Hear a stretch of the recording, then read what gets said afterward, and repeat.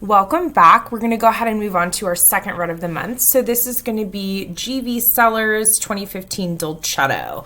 So Dolcetto is an indigenous Italian varietal, but GV Cellars is located in California. So this is a 40-acre farm purchased in 2005 in Green Valley. They have 30 acres of vineyards, some of which some vines have been planted since the early 1950s, but they grow 6 grapes, Dolcetto being one of those 6.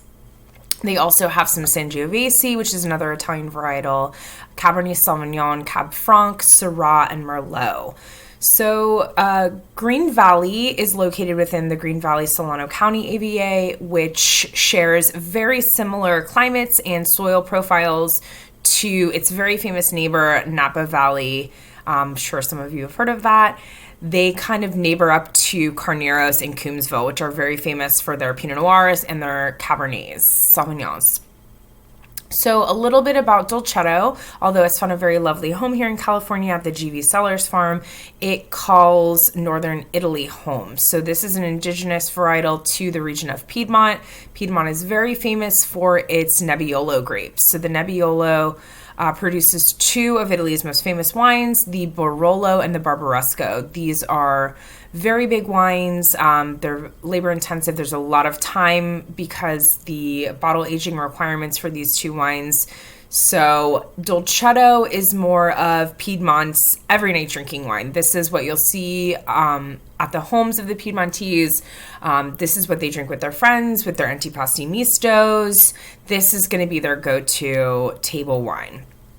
So Dolcetto actually means little sweet one in Italian, which is very funny because these wines are not sweet at all. These are typically bone dry. The Dolcetto is a grape that ripens early. It has very little acid, moderate tannins. It's a very fruit-forward wine.